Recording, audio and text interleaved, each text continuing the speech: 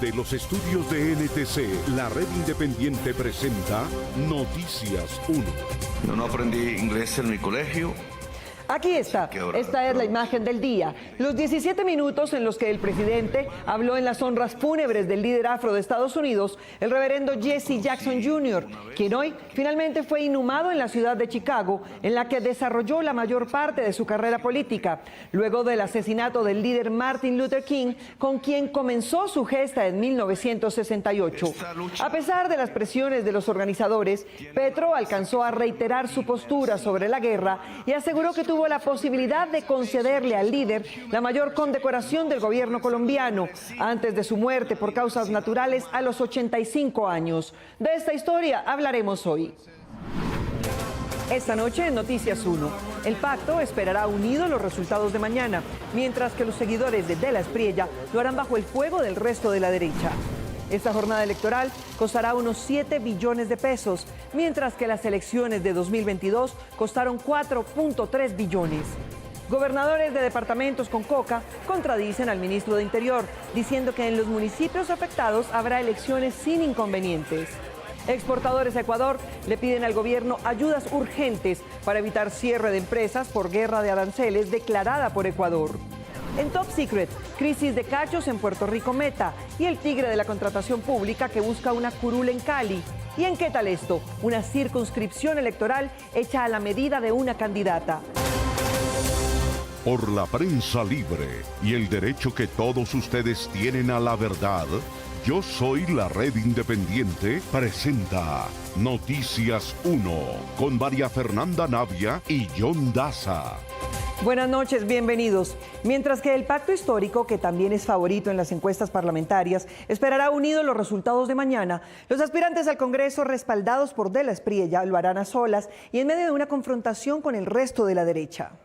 No somos triunfalistas ni soberbios. Con mesura y esperanza, Iván Cepeda, candidato a la presidencia del Pacto Histórico, expresó a Noticias 1, un día antes de las elecciones legislativas, que este evento marcará la línea de lo que será la primera vuelta presidencial el domingo 31 de mayo. Esperamos un resultado contundente en las urnas el domingo, porque lo que es el factor común para el Pacto Histórico es su multitudinaria presencia en las calles, en las plazas, en las encuestas. El candidato reiteró no votar por las consultas presidenciales. No vamos a votar como pacto histórico en ese tipo de espacio y obtenida una bancada importante, amanecerá el 9 de marzo en nuestras decisiones políticas que, repito, ya anuncio con toda claridad, se enrutan hacia ganar en primera vuelta. La apuesta es que se logre un Congreso de mayorías progresistas, dadas las dificultades para el avance de las reformas. Obstrucciones desleales, y yo diría en algunos casos prevaricadoras por parte de sectores del Congreso. En la otra orilla se libra una disputa cerrada por los votos de la derecha. El número 1 en la lista al Senado de Salvación Nacional, Enrique Gómez, invita a la abstención en la gran consulta. Han atacado al tigre de manera infame. Quieren denigrarlo, apartarlo y destruirlo sin piedad por ser independiente. El uribismo ha controvertido a Gómez, a quien señalan de santista y oportunista, y estar en esta contienda electoral con el candidato Abelardo de la Espriella. ¡Bienvenidos a la manada del tigre!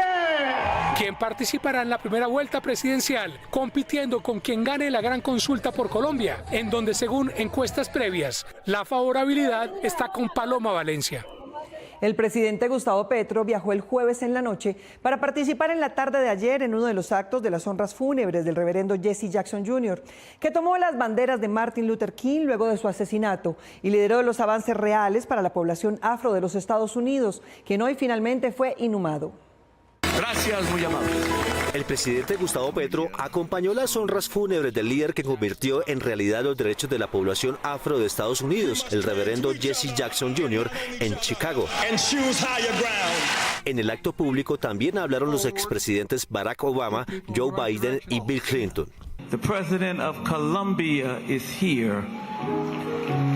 Where is the president of Colombia? Casi al final del acto, el turno fue para Petro, quien con intérprete al lado habló por 17 minutos. Yo no aprendí inglés en mi colegio, así que habrá traducción. En su discurso, Petro resaltó la figura de Jackson y recordó lo importante que fue para él en su formación política. Al que conocí una vez y al que condecoré con uno de las grandes condecoraciones de la República de Colombia. Petro dijo que las luchas de Jackson fueron un ejemplo que también impactó la historia de Colombia. Esta lucha por la libertad tiene una base que se llama diversidad humana. This struggle for liberty has a base which is called human diversity. No se puede ser libre sin la diversidad humana. Aunque Petro hizo pausas para que su intérprete dijera sus palabras en inglés, su intervención se estaba alargando más allá de las expectativas. Vino a su aldea Riohacha a hacer un barco de madera. Ya llevaba 14 minutos de su discurso y esto provocó que el maestro de ceremonias se acercara indicando que se le había acabado su tiempo. Tras los fusiles, lo que hay... Sin embargo, Petro continuó y ante la insistencia le cogió la mano en señal de que lo esperara unos minutos más. Otro de los acompañantes se acercó a reiterarle que terminara. Incluso los asistentes, que en varias ocasiones aplaudieron las palabras de Petro, se levantaron con aplausos como gesto de que debía terminar. Petro hizo caso omiso por unos minutos más, pero terminó su discurso en el minuto 17, mientras el control de la ceremonia subía el volumen a la música. Las pasadas elecciones de 2022 costaron 4.3 billones de pesos y sumando los gastos de toda la jornada que comienza mañana y termina el 21 de junio, las de este año costarán unos 7 billones. Cambios en la logística y la preparación de jurados, testigos y observadores explican la mayor parte del aumento.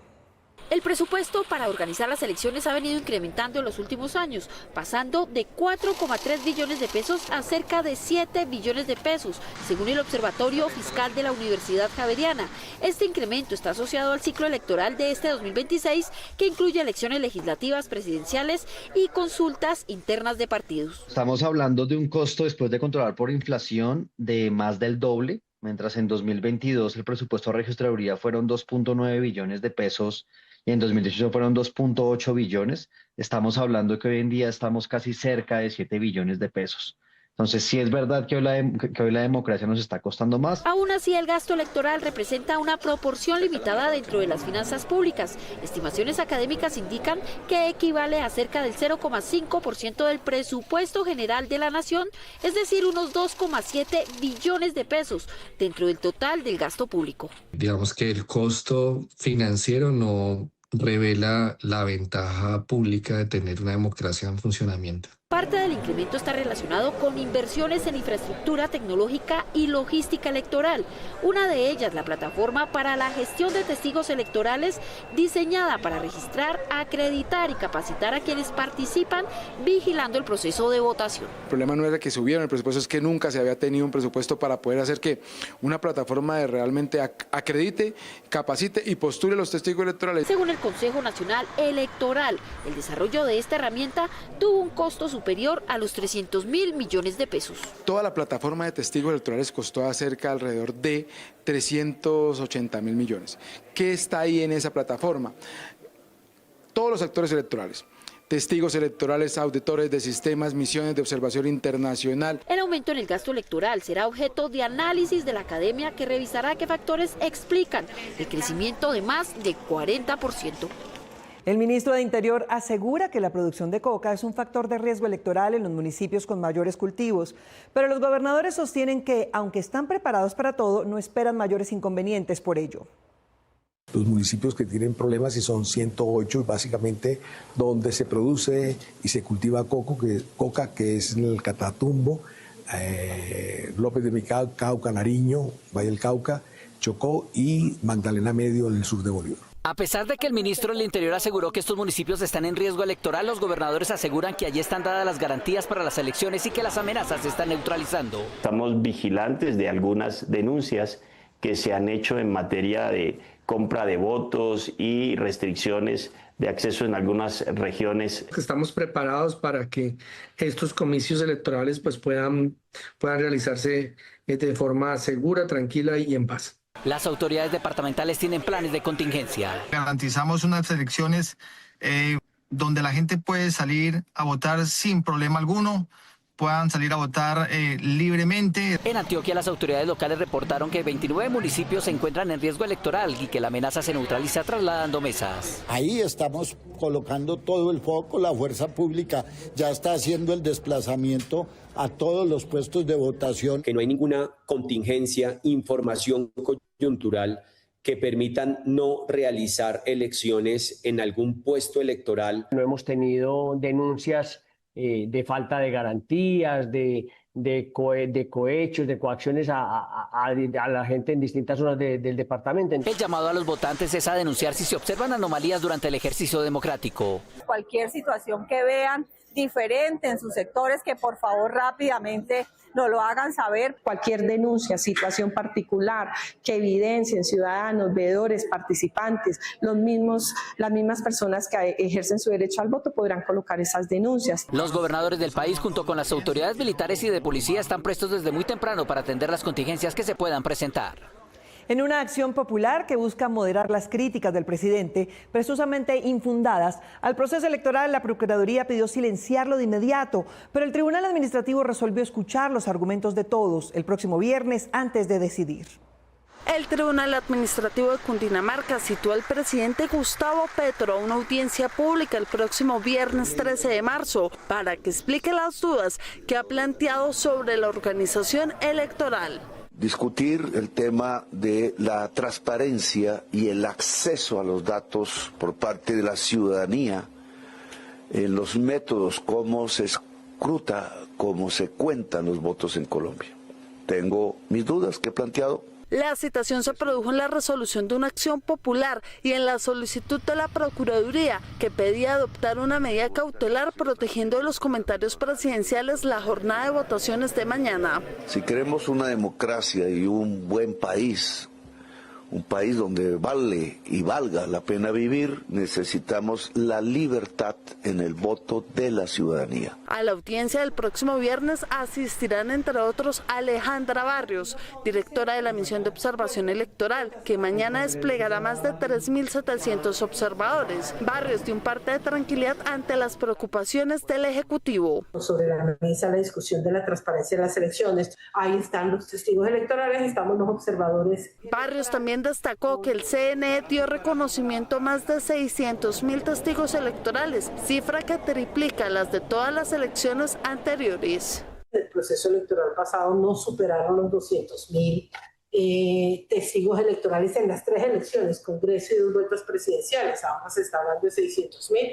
así que vamos a tener un ejercicio de monitoreo y vigilancia ciudadano muy importante. Una vez el tribunal realice esta audiencia, definiría las medidas adicionales que se deben tomar en las próximas jornadas electorales, que se adelantarán el 31 de mayo de 2026, cuando está prevista la elección del presidente, y para una eventual segunda vuelta el 21 de junio.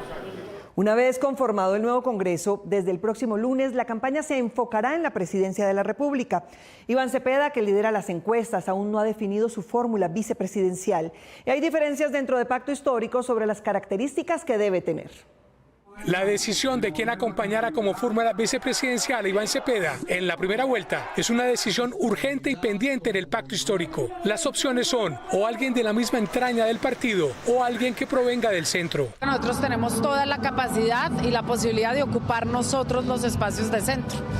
No creo que obligatoriamente dependamos de un candidato de centro para crecer hacia el centro. El progresismo es digamos que es una ideología política absolutamente amplia. Nosotros somos, diríamos, la socialdemocracia de izquierda. Los gobiernos no se forman solo con un sector político. Ojalá tengamos esas mayorías. Seguramente habrá que hacer alianzas, pero tienen que ser alrededor de lo programático y de poder confluir, y no serán el 100% de lo que uno quisiera, pero sí en unos elementos estructurales y básicos que nos lleven a avanzar en la promesa del cambio. Las distancias del gobierno con Francia Márquez han suscitado las dudas sobre quién debería acompañar a Cepeda en un eventual gobierno suyo. Tiene que ser un hombre o una mujer que comparta los idearios de transformación social, de lucha y equidad y de brechas por la desigualdad en este país. Esa debe ser la característica esencial de quien acompañe a Iván Cepeda. Esto se trata de construir las mayorías para ganar y en función de eso pues tendremos que tomar las mejores decisiones, no pensando en el pacto histórico, sino pensando en Colombia. El terreno es un terreno para crecer. Sí hay que construir alianzas y hay que construir alianzas que sumen hacia propósitos de acuerdo fundamentales. La decisión sobre quién acompañará a Iván Cepeda como su fórmula vicepresidencial en la primera vuelta presidencial del 31 de mayo, ha dicho el candidato que ya podría darla a conocer un día después de elecciones legislativas, es decir, el lunes 9 de marzo. Un politólogo nos explica cuál es el papel que los clanes políticos han cumplido en las elecciones de Colombia y seguirán cumpliendo en las elecciones de mañana. Los clanes políticos son estructuras familiares y regionales que durante décadas han logrado mantener influencia en el Congreso y que para estas elecciones no serán la excepción. Su influencia no es homogénea, pero sin embargo no es menor. La forma a través de la cual los clanes políticos influyen es a través fundamentalmente de 3 recursos. El poder de estos grupos no depende solo del apellido o del parentesco, sino de una combinación de recursos políticos construidos a lo largo del tiempo en las regiones. A través de capital electoral. En las regiones tienen líderes, concejales, alcaldes. Por otra parte, tienen un capital que tiene que ver con la familia, con el lugar donde proceden y la familia a la cual pertenecen. Muchos clanes tienen que ver con eso. Ese capital se traduce en redes políticas locales que incluyen concejales, alcaldes, gobernadores y líderes regionales, además de estructuras familiares que se han consolidado durante años dentro del sistema político. Los clanes han utilizado históricamente como una suerte de capacidad de intermediación. Es decir, han logrado instaurarse y enquistarse en el sistema político de tal manera que logran tramitar algunas necesidades, algunos intereses que van desde lo local hacia lo nacional. Para el analista, el propio diseño del sistema electoral colombiano aún no favorece la permanencia de estas estructuras. El peso de los clanes políticos en las próximas elecciones se mantendrá seguramente. Los clanes pues se enfrentan o quizás los favorece el hecho de que existe una gran fragmentación de las fuerzas políticas en Colombia. El hecho de que no tengamos un sistema de partidos políticos fuertes. Factores como el voto preferente, la fragmentación de los partidos políticos y el clientelismo explican por qué estas estructuras siguen teniendo incidencia en el mapa electoral colombiano, incluso en un escenario donde cada elección es en teoría una renovación política. Son 185 los municipios en los que bandas paramilitares y posguerrilleras podrían afectar las elecciones de mañana, en su mayoría en Antioquia y Cauca. Hay una serie de riesgos electorales que pueden distorsionar o afectar el proceso. La MOI y centros de investigación advirtieron de intenciones para alterar la decisión de los votantes para la jornada electoral de mañana. Compra de votos, participación en política de funcionarios públicos, presión a los ciudadanos. Vinculadas con la financiación ilícita de campañas, la intervención de funcionarios públicos en campañas, en las campañas políticas, el uso de los recursos públicos en la campaña. Según la MOE, son 185 municipios del país que están presentando factores de riesgo como fraude y violencia. Los departamentos de Cauca y de Antioquia, los que tienen mayor concentración de municipios en riesgo extremo. El gobierno, los observadores, los organismos de control y la registraduría contemplan todos los riesgos, incluso el de un ataque cibernético. No desconocemos que hayan amenazas. El ELN, el Clan del Golfo y las autodefensas conquistadoras de la Sierra se comprometieron a no interferir, pero su voz no es garantía de nada. Un riesgo bastante elevado y pues también ante las restricciones de movilidad. No hay garantías para el ejercicio y la masiva participación de la gente. Nos preocupa de sobremanera la falta de acompañamiento institucional, la presencia de actores armados. Hay más de 202 víctimas en este periodo electoral en Colombia. Esas 202 víctimas principalmente de amenaza, pero también de homicidio. Expertos en temas de seguridad temen por las condiciones que se le dé a la ciudadanía para que se trasladen a sus puestos de votación. Las disputas entre los grupos armados, lo cual a su vez pues genera una condición de inseguridad que limita la movilidad de las personas. De no interrumpir la votación ni con violencia y hechos directos. Para que respeten el derecho de la ciudadanía a ejercer el voto. Cada organización vigilará y hará reportes por su propia cuenta sobre el cumplimiento de la paz electoral. Los aranceles unilaterales de castigo que impuso el gobierno de Ecuador y sus medidas equivalentes en Colombia amenazan con colapsar el comercio binacional, que tiene más de 2 siglos de historia ininterrumpida. La guerra arancelaria entre Colombia y Ecuador cumple 1 mes y 7 días, provocando caídas superiores al 60% en operaciones logísticas y tiene en riesgo a más de 500.000 empleos. Por ello, los empresarios pidieron al gobierno declarar la emergencia económica en la zona. Declare emergencia económica en el departamento.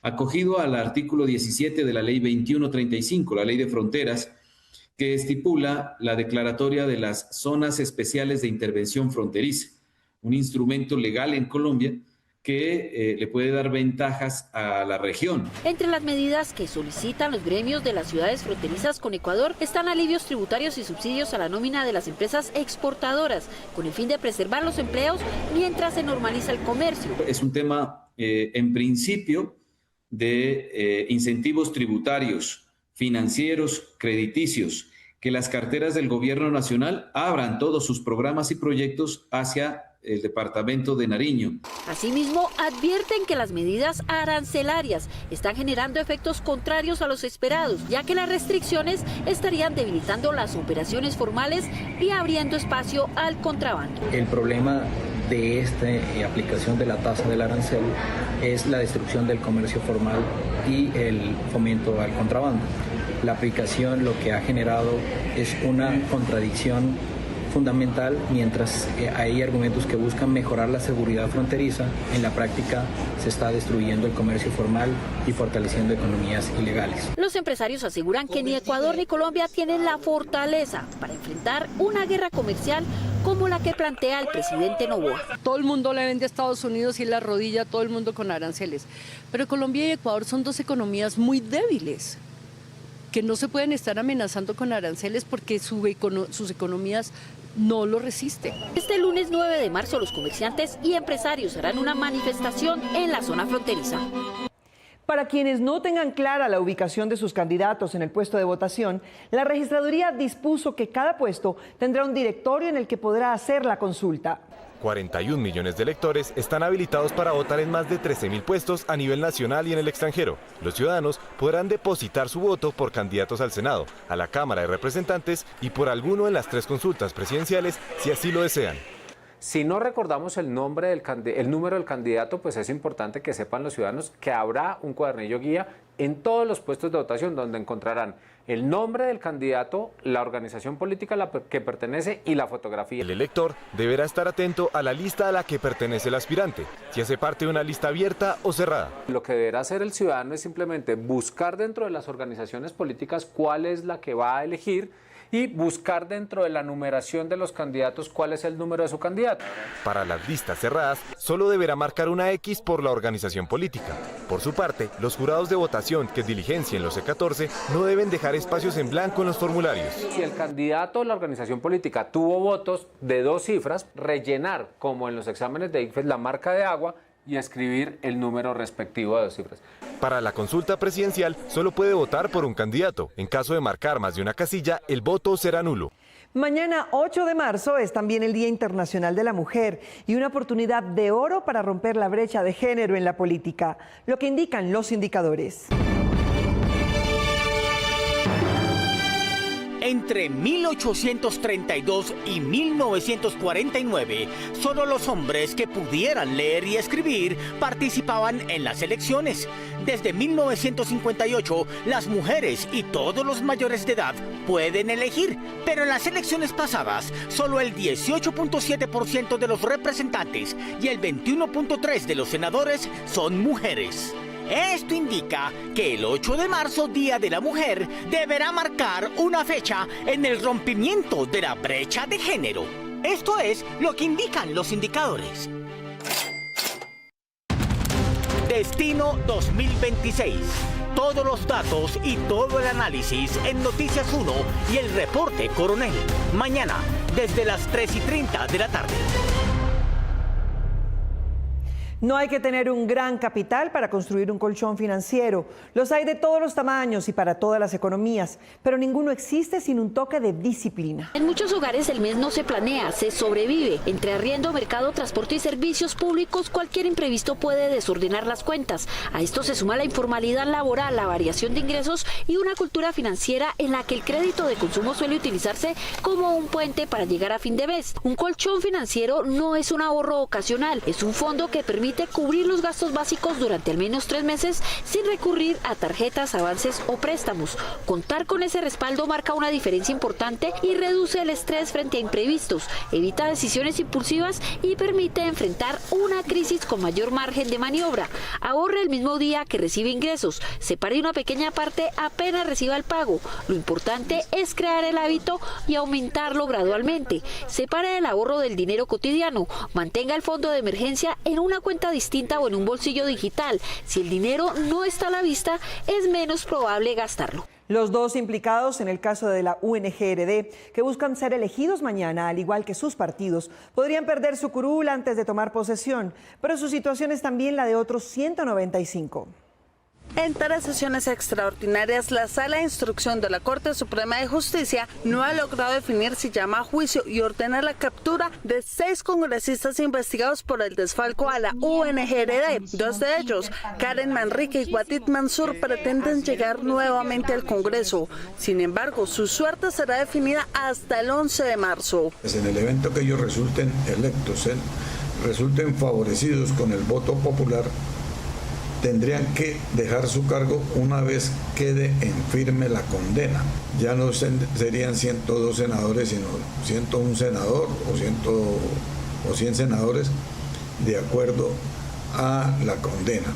Los partidos que los avalaron pierden un cupo o una curul en el Congreso de la República. No solo Mansur, Manrique y sus partidos podrían correr esa suerte. La Corte Suprema tiene la lupa sobre otros candidatos que estarían relacionados con hechos de corrupción. Y según un informe de la Fundación Paz y Reconciliación, de cada 10 candidatos cuestionados, 7 podrían llegar al Congreso. Es decir, el 70% de estos candidatos cuestionados podría resultar electo. Hay más de 3.000 candidatos a Senado y a Cámara. De estos 3.195 candidatos cuestionados por vinculación a procesos judiciales, vinculación a organizaciones ilegales y por hacer parte de clanes familiares que utilizan las palancas del Estado para hacerle elegir a su gente, creando un clientelismo completamente negativo para la democracia. El informe también destaca que 4 de cada 10 candidatos pertenecen a un clan político y que los 4 partidos con mayor cantidad de candidatos cuestionados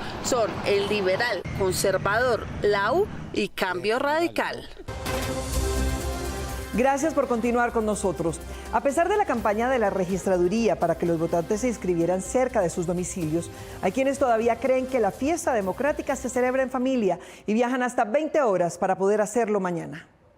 A la víspera de las elecciones en Colombia, algunos electores salen de Bogotá para ir a votar a su ciudad de origen. Para estudiantes y trabajadores de fuera de la ciudad, votar significa horas de viaje en bus. La verdad no alcancé a hacer el traslado, pero pues es un sacrificio que uno tiene que hacer para ejercer el derecho al voto. Ese sacrificio significa para algunos cruzar una buena parte del país. José Ignacio se prepara para un trayecto de casi 12 horas. 6 horas de aquí al Huila, ahorita fueron 4:30 de Villavicencio acá, serían 10, como unas 12 horas aproximadamente en viaje. Para otros, este viaje ya se volvió una costumbre en cada elección. Edilson vota en Montenegro, Quindío. Yo siempre he tenido la costumbre de votar allá, entonces siempre viajo allá para votar allá.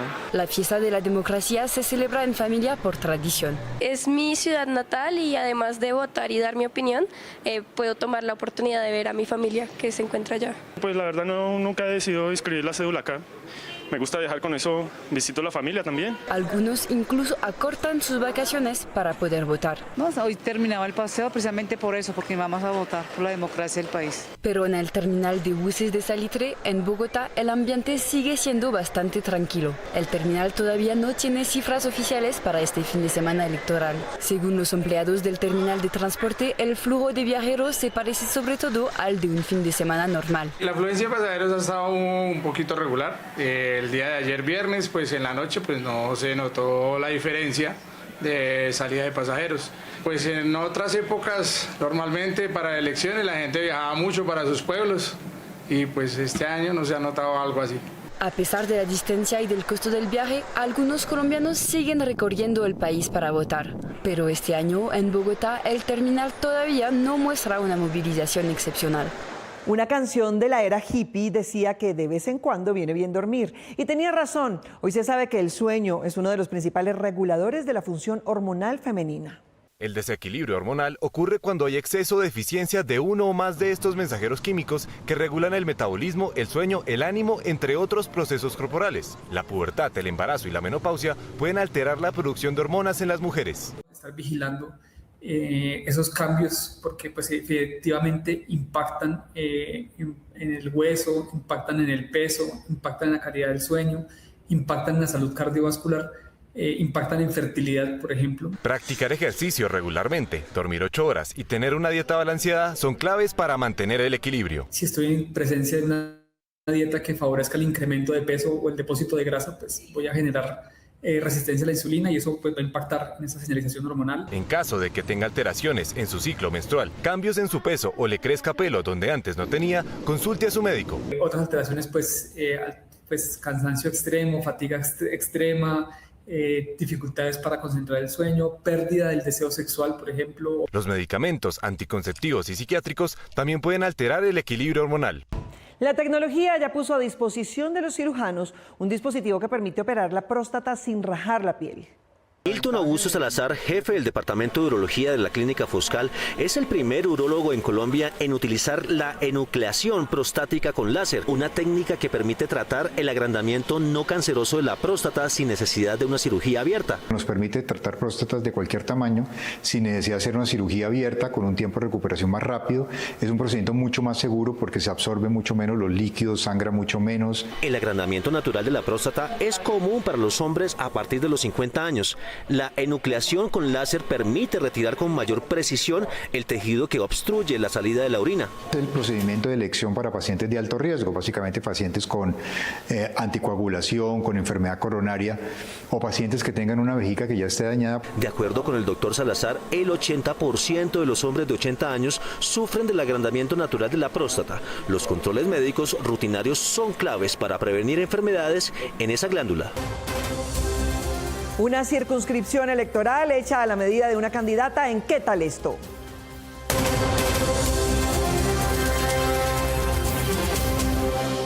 Un veedor de San Pedro de Urabá asegura que Fabián López, hermano de la congresista y candidata Karen López, estuvo a cargo de la Secretaría de Planeación Municipal, que constituyó 5 nuevos corregimientos que, a diferencia de la cabecera, quedaron automáticamente incorporados a la circunscripción transitoria especial de Paz Citrep, en la que su hermana hace campaña de reelección. Mi hermana consiguió 4 ambulancias. El Congreso definió como jurisdicciones especiales a las zonas rurales de 167 municipios. Con el Acuerdo 006 de 2024, el Consejo Municipal de San Pedro de Urabá excluyó de su casco urbano las áreas que definió como los nuevos corregimientos de Los Almendros, Las Almagras, Pueblito, Alto Rosario y Las Pavas, cuyos votantes entraron automáticamente a la CITREP de San José de Apartado, en la que fue elegida Karen López en 2022 y en la que está haciendo campaña de reelección. Llevado a cabo con un fin electoral, y es que instalarán más mesas de votación en el municipio, en la zona rural, en la cual más personas pudieran votar por el tema de la curul de paz. Con la incorporación de los 5 nuevos corregimientos, el censo electoral de San Pedro de Urabá creció un 78% y se duplicaron de 5 a 10 los puestos de la circunscripción especial. Debemos ser conscientes de la importancia de que tengamos las cédulas inscritas en nuestro corregimiento. Así que los presidentes que están aquí de Los Almendros, de Alto Rosario, de Las Almagras, de Pueblito, Las Pavas, difundamos esta información lo más rápido posible. La candidata candidata Karen López, hermana del exsecretario, estuvo en la inauguración de los corregimientos, como lo evidencian estas fotos de la alcaldía de San Pedro, y también hizo campaña en esos lugares. ¿Qué interés tiene ella en la creación de esos corregimientos? Porque esos corregimientos no son creados desde el ordenamiento territorial con una división territorial, sino solo en el papel. ¿Por qué no aparecen en el nuevo proyecto de catastro multipropósito? El hermano de la congresista también les dijo a los habitantes de estos corregimientos que ya consiguió ambulancias y servicios médicos para el sector rural. Mana fue la que menos votos sacó aquí, porque que la gente que puede votar por ella es del sector rural. Ustedes, mucha gente no sabía que había que votar por la Cámara Especial de Víctimas, pero en el rural. Noticias 1 se comunicó con Karen López sobre la denuncia del veedor, pero no obtuvo respuesta. Destino 2026. Todos los datos y todo el análisis en Noticias 1 y el reporte Coronel. Mañana, desde las 3:30 de la tarde. Un tigre para contratar, la bigamia de un alcalde y un cierre homofóbico de campaña en Top Secret, la vida secreta de los famosos.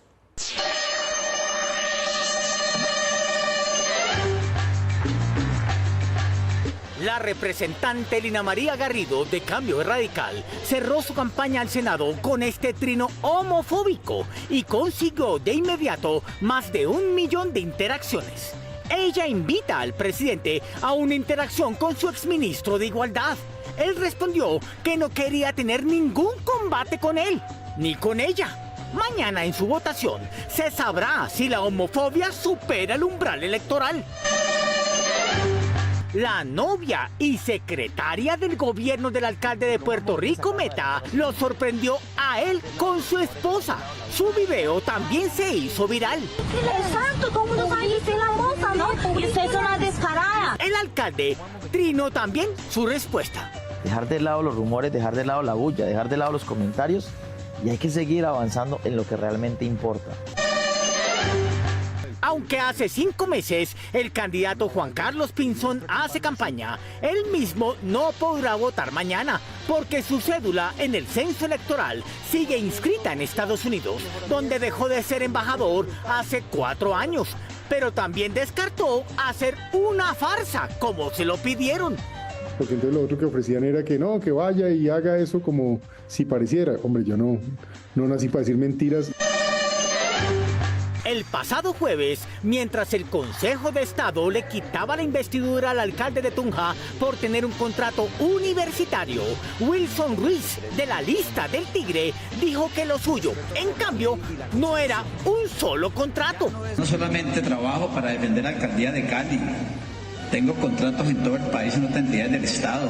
¿Cómo hago para ganarme la vida? Qué bueno que investigaran también. Estén pendientes, volveremos con más confianza en el ataque en Top Secret. Nos vemos mañana desde la apertura de las elecciones en las redes sociales y a partir de las 3:30 de la tarde con el especial Destino 2026 de Noticias 1 y el reporte Coronel. Y a las 8 con Noticias 1 y las mejores noticias del fin de semana. A ustedes, gracias por elegir la independencia. Destino 2026. Todos los datos y todo el análisis en Noticias 1 y el reporte Coronel. Mañana, desde las 3:30 de la tarde.